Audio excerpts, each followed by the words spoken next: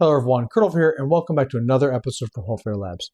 Today we're going to take a look at some of the dynamic actions and striking vectors that we might see utilizing the axe in a multitude of different directions. One thing that I believe that really happens with the axe is that we are combining not only the weapon tech that you have in your hand, but also the body armor that you're wearing to be able to help with stopping the axe when it needs to be, decelerating some, but also making sure that the entirety of your body is there, striking against somebody as hard as possible when that strike is necessary. Now, of course, I'm not suggesting that people, strike without control within sparring. I'm simply stating that with this right here, I find that I'm able to, because the axe is close to my body, I find that my striking is a lot more intense. And I believe that, for the purpose of studying this kind of martial art, this is a part that we would see here to connect the body armor and everything together. So we're going to take a look at that. But before we do, please, if you're new to the channel, consider liking, subscribing, and sharing with a friend out there. And leave a comment below about what you're thinking here or seeing with any of this content or previous ones before. Don't forget, ring that bell to be notified when new content is dropped, because we want to make sure that you get all the latest and greatest here when it comes down to our exploration of Fiore's Armitsari. With that being the case here, we're going to take a look here about how striking with the axe in conjunction with armor and the posta together creates devastating results. So one of the things I said I was going to be talking about in previous videos about the posta, now that we've done them all, is the usage of the armor to be able to power a shot at the end of its percussive line. So to define what I mean by end of its percussive line is essentially if it's out here. And don't get me wrong, that in itself is nasty to get hit with.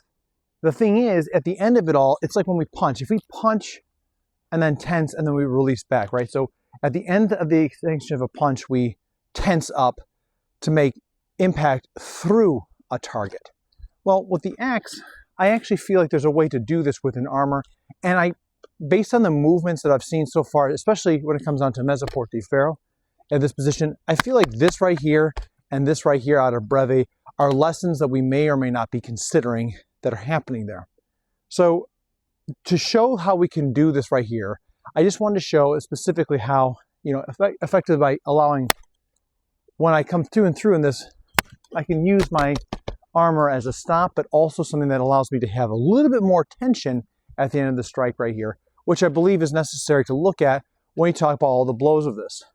Now, Fiore oftentimes talks about a fendente off of the axe. I don't know if he's only saying that if he's saying that and the thrust are the two variant options.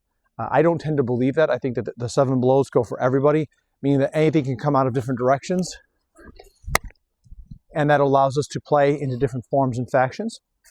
So all I'm doing in this video here is demonstrating some of the striking movements that I tend to try to do, whether it be in fighting or sparring or training or whatever, because what it allows me to do is it allows me to have impact and redirect this thing very quickly. So I'm going to show first and foremost from the axe position right here, a stable position, not a full cocked back, hands tight to the end right here, which I don't necessarily know if that would be what they want to do in this or not, but we'll talk about that in a little bit. So from here, posta donna, I can come across here and hit the side. Like we talked about before, that allows every bit of my weight to carry forward with it. The same thing here can be said about utilizing this as a mezzani line. So coming across. And again, because I've hit the body, I can redirect power this way.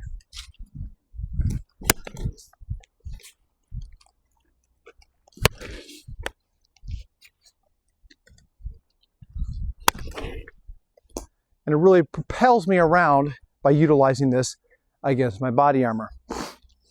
The use of the thrusting, we've seen that before. Up and under. And allowing that kind of sharp upwards right here as it ties close to the body. Perhaps this is what they mean by couching. Who knows? But the end state of it all really boils down to the fact of being able to project power out at something. If we use the elements of posta di finestra, like we talked about last week, about how we can use this right here to be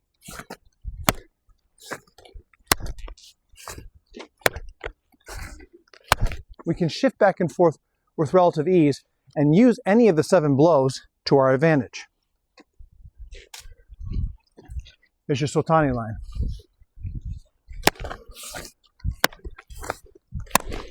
Coming up to Finestra.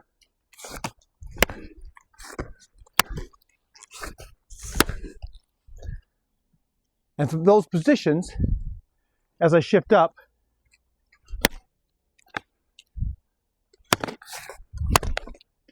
using that right there to be able to really strike powerfully against somebody.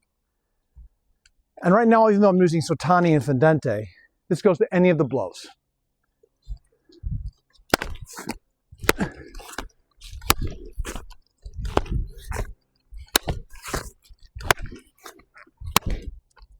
So you can see any strike that comes out of there, and it stays tight to the body, which means I can find the weapon and shift off into immediate action. The ability of being able to do this right here makes the axe incredibly connected to the person.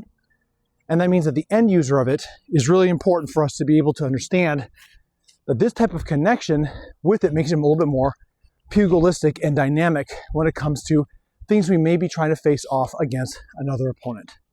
So I just wanted to take a second here, and that's what this video is, to kind of show the movements about how powerful it is. And you can hear I'm kind of winded. And part of the reason behind that is because of the amount of power built up and then exhale of energy that it takes for this kind of work. It means that everything is firing off in one unison action and then can become release as it goes into different directions.